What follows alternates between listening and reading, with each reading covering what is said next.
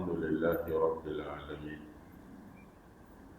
نحمده ونستعينه ونستغفره ونصلي ونسلم على رسولنا محمد وعلى آله وصحبه أجمعين أما بعد السلام عليكم ورحمة الله وبركاته.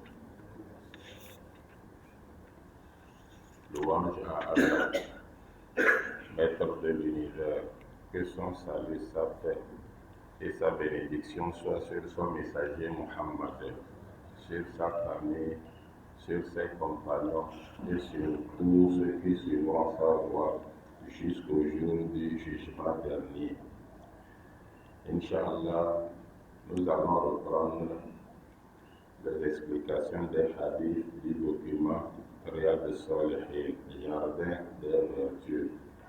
Nous sommes sur le chapitre 11, Babu il-Mujahada, le chapitre dans lequel on nous incite à fournir beaucoup d'efforts dans l'accomplissement des œuvres d'Allah subhanahu wa ta'ala.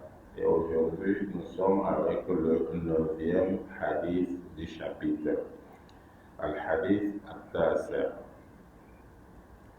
قال المؤلف رحمه الله عن ابن مسعود رضي الله عنه قال: صليت مع النبي صلى الله عليه وسلم ليلة فأطال القيام حتى هممت بأمر سوء.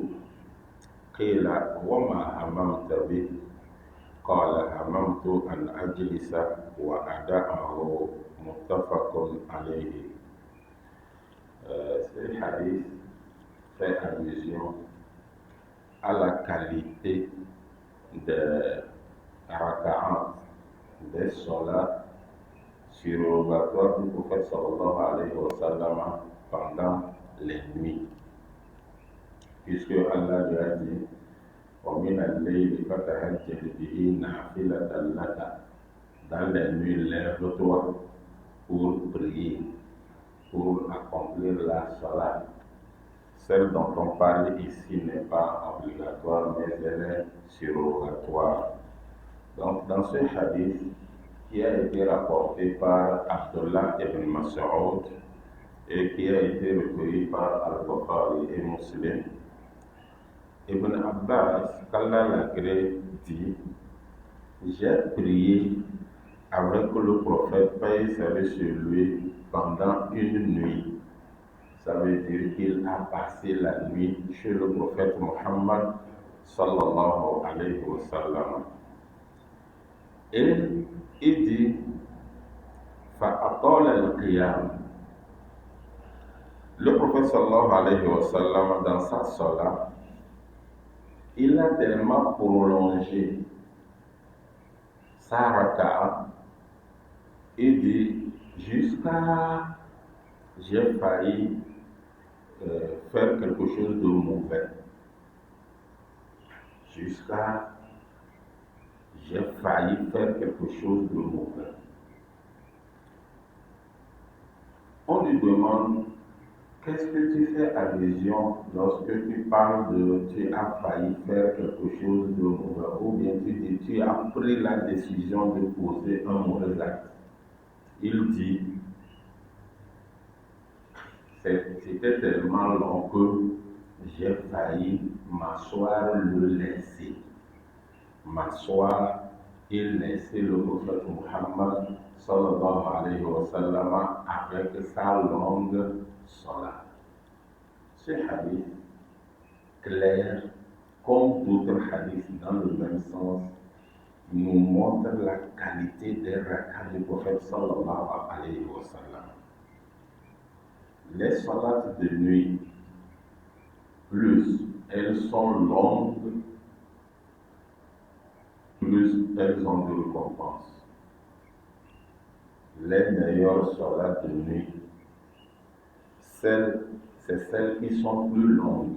Et quand on parle de longueur, il s'agit de lire les longues sourates après la Fatiha, Il s'agit également de durer dans la génuflexion, repos, pour glorifier Allah et autres, également durer dans les sujouds. Mais ici, ce que Abdullah ibn Mas'ud dit concerne la longueur des sourates, parce qu'il a dit j'ai failli m'asseoir le laisser. Donc il parle au moment où ils étaient en position de debout, où le prophète sallallahu alayhi wa sallam lisait la sourate. C'est à travers ces hadiths que moi je dis, il y a des gens parmi nous qui insistent que pendant la nuit, un musulman ne doit pas dépasser 11 rakats.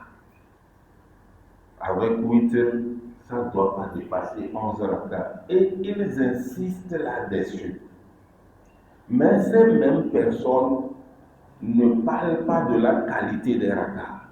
Comment vous allez demander aux gens de faire le même nombre de rakats, comme le prophète sallallahu alayhi wa sallam l'a fait, mais vous ne leur dites pas que ces rakats, pour qu'elles soient comme celles du prophète sallallahu alayhi wa sallam, il faut qu'elles soient longues. Il faut le dire. Aujourd'hui, des gens parmi nous font 10 rakats qui ne valent pas une seule rakat du prophète Mohammed sallallahu wa sallam. Je dis, des gens, il va faire 10 rakats.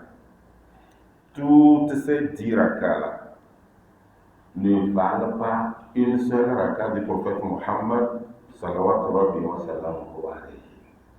Donc lorsque vous voulez parler de quelque chose, assurez-vous que ce que vous êtes en train de dire, vous n'avez pas pris un côté et laissé l'autre.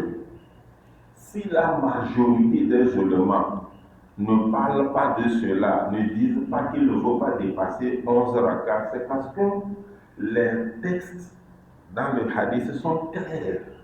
Même dans le Coran, sont clairs. Il n'y a nulle part où on limite à 11. Ni le prophète sallallahu alayhi wa sallam lui-même ne l'a fait, ni ses compagnons. Le hadith de Aïcha, radiallahu anha, dans lequel elle dit que les rakats du prophète sallallahu alayhi wa sallam, pendant Ramadan ou hors de Ramadan, ne dépassaient pas 11. C'est sa remarque à elle. Le prophète sallallahu alayhi wa sallam avait 9 femmes. Et elle, parmi les 9, si on prend 9 jours, elle n'a qu'un jour. Et elle nous a dit ce qu'elle a remarqué. Ça voudrait dire que dans la plupart des temps, les rakats du prophète sallallahu alayhi wa sallam ne dépassaient pas 11, d'accord. Maintenant, quelle est la qualité de ces rakats-là?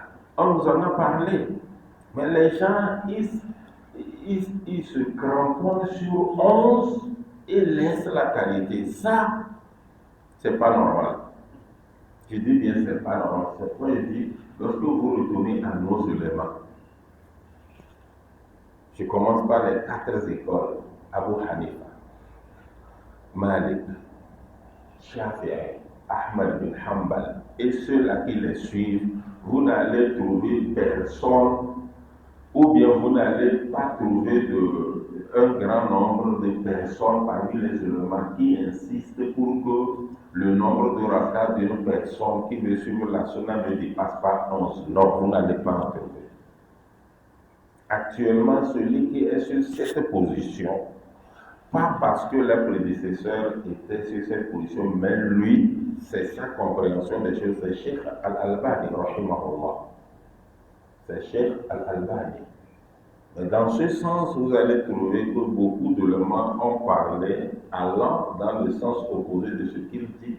Et ce que ces éléments ont dit si est conforme à ce que nos prédécesseurs ont dit. Qu'Allah nous assiste. Donc, lorsque vous voulez prier la nuit, comme l'a dit le prophète sallallahu alayhi wa sallam, salat al-layl masna masna. La salat de nuit, 2 rakats, vous faites salam, 2 rakats, salut final. Et lorsque vous êtes fatigué ou vous voulez vous arrêter, vous terminez par 8 heures. Qu'Allah nous assiste.